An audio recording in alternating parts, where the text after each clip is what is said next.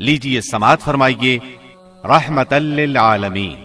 سیرت نبوی کو مکمل طور پر بیان کرنا اس وقت تک ممکن نہیں جب تک اسلام سے پہلے اور بعد کے حالات کا تقابل نہ کیا جائے۔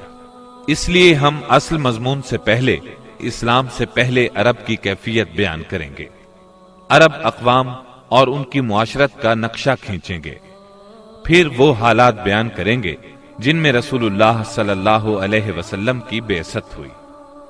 لفظ عرب کے لغوی معنی صحرا اور بے آب و گیاہ زمین کے ہیں۔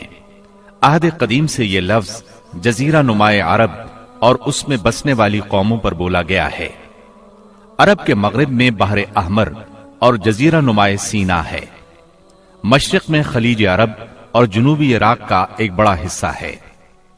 جنوب میں بحر عرب ہے جو در حقیقت بحر ہند کا پھیلاؤ ہے۔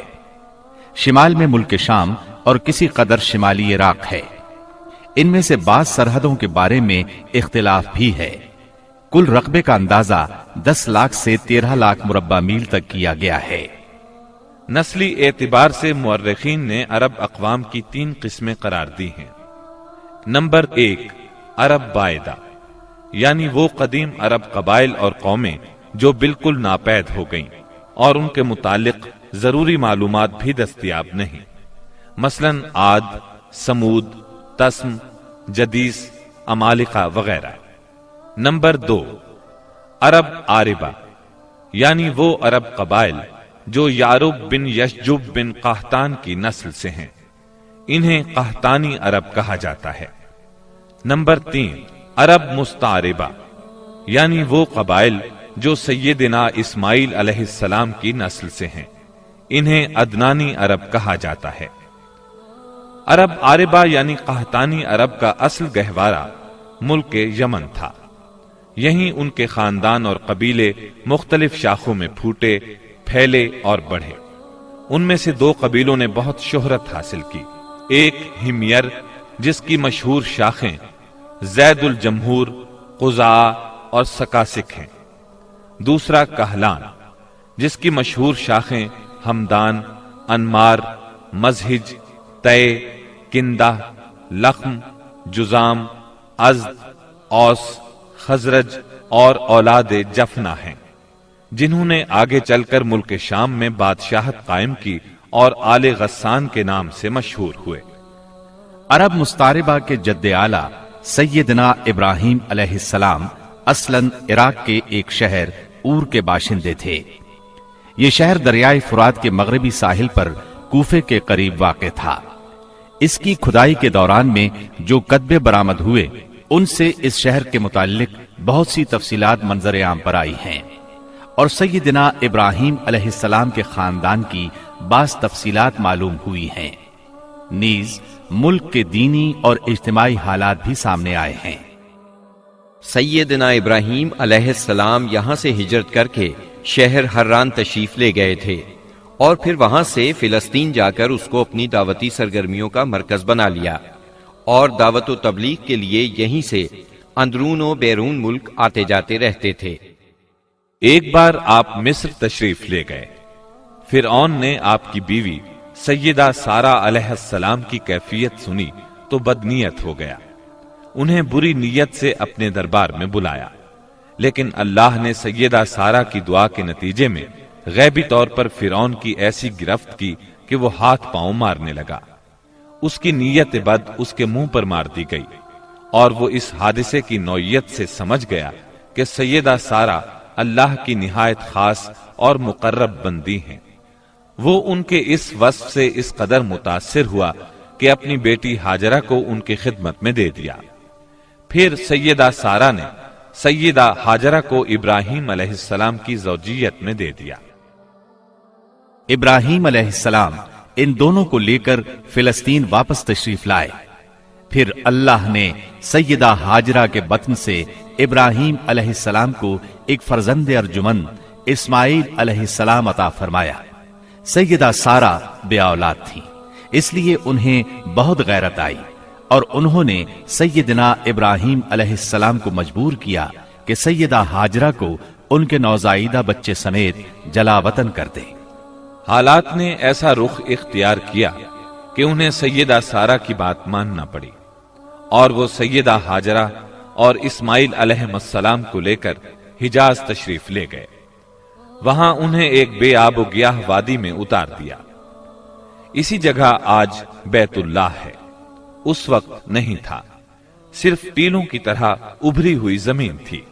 سیلاب آتا تو دائیں بائیں سے کترا کر نکل جاتا تھا۔ وہیں مسجد حرام کے بالائی حصے میں زمزم کے پاس ایک بہت بڑا درخت تھا۔ آپ نے ان دونوں کو اسی درخت کے پاس چھوڑا تھا۔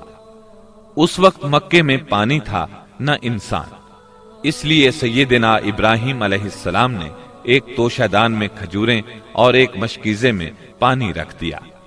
اس کے بعد فلسطین واپس چلے گئے۔ ادھر چند ہی دن میں کھجوریں اور پانی ختم ہو گیا۔ سخت مشکل پیش آئی، مگر اس مشکل وقت میں اللہ کے فضل سے زمزم کا چشمہ پھوٹ پڑا اور ان کے لیے خوراک کا سامان بن گیا۔ اسماعیل علیہ السلام جب جوان ہوئے تو جرہم قبیلے سے عربی سیکھ لی۔ یہ قبیلہ وہاں پانی دیکھ کر آباد ہو گیا تھا۔ اس قبیلے کے لوگ انہیں پسند کرنے لگے تو ان لوگوں نے اپنے خاندان کی ایک خاتون سے ان کی شادی کر دی۔ اسی دوران میں سیدہ ہاجرہ کا انتقال ہو گیا۔ ادھر سیدنا ابراہیم علیہ السلام کو خیال آیا کہ اپنا ترکہ دیکھنا چاہیے، چنانچہ وہ مکہ معظمہ تشریف لے گئے، لیکن سیدنا اسماعیل علیہ السلام سے ملاقات نہ ہوئی۔ بہو سے حالات دریافت کیے، اس نے تنگ دستی کی شکایت کی۔ آپ نے وصیت کی کہ اسماعیل آئیں تو کہنا اپنے دروازے کی چوکھٹ بدل دیں۔ سیدنا اسماعیل علیہ السلام اس وصیت کا مطلب سمجھ گئے۔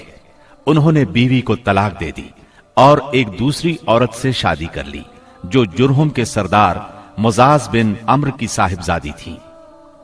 ان کی دوسری شادی کے بعد ایک بار پھر سیدنا ابراہیم علیہ السلام مکے تشریف لے گئے، مگر اس مرتبہ بھی سیدنا اسماعیل علیہ السلام سے ملاقات نہ ہو سکی۔ بہو سے حال پوچھا تو اس نے اللہ کی حمد و ثنا بیان کی۔ آپ نے وصیت کی کہ اسماعیل اپنے دروازے کی چوکھٹ برقرار رکھیں، اور فلسطین واپس ہو گئے۔ اللہ تعالی نے مزاز کی بیٹی سے اسماعیل علیہ السلام کو 12 بیٹے عطا فرمائے۔ ان 12 بیٹوں سے 12 قبیلے وجود میں آئے اور سب نے مکے ہی میں رہائش اختیار کی۔ ان کے حالات زمانے کی گرد میں دب کر رہ گئے، صرف نابت اور قیدار کی اولاد گمنامی سے محفوظ رہی۔ قیدار بن اسماعیل علیہ السلام کی نسل مکہ معظمہ ہی میں پھیلتی پھولتی رہی، یہاں تک کہ عدنان اور پھر ان کے بیٹے معد کا زمانہ آ گیا۔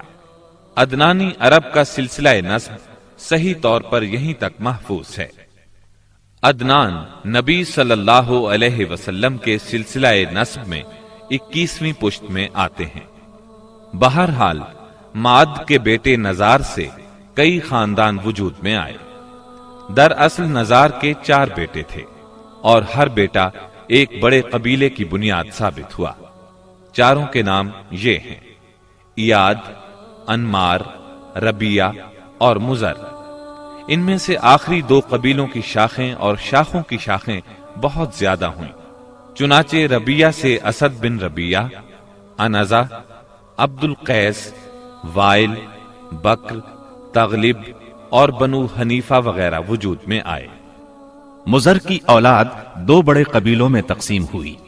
نمبر 1 قیس اعلان بن مزر، نمبر 2 الیاس بن مزر۔ قیس اعلان سے بنو سلیم، بنو حوازن، بنو غطفان، غطفان سے ابس، زبیان، اشجع اور غنی بن عاصر کے قبائل وجود میں آئے۔ الیاس بن مزر سے تمیم بن مرہ، حزیل بن مدرکہ، بنو اسد بن خزیمہ اور کنانہ بن خزیمہ کے قبائل وجود میں آئے۔ پھر کنانہ سے قریش کا قبیلہ وجود میں آیا۔ یہ قبیلہ فہر بن مالک بن نضر بن کنانہ کی اولاد ہے۔ پھر قریش بھی مختلف شاخوں میں تقسیم ہوئے۔ مشہور قریشی شاخوں کے نام یہ ہیں: جمح، سہم، عدی، مخزوم، تیم، زہرہ اور قصی بن کلاب کے خاندان، یعنی عبد الدار، اسد بن عبد العزا اور عبد مناف۔ یہ تینوں قصی کے بیٹے تھے۔